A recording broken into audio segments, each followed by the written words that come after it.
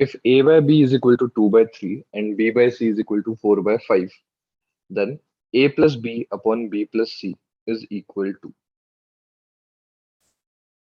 Now, we can write down the three alphabets A, B, and C like this. A to B ratio is 2 by 3, so we'll write that down in the first line.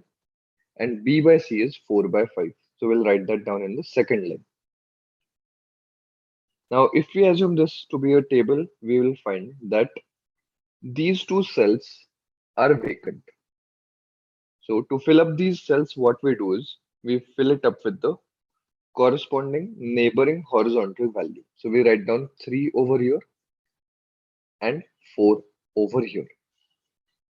And now we multiply vertically. So we have here 2 fours are 8, B is 3 fours are 12, and C is 3 fives are 50.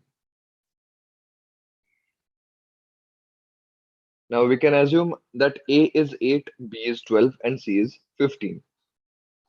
So A plus B is equal to 8 plus 12 upon B plus C, that becomes 12 plus 15.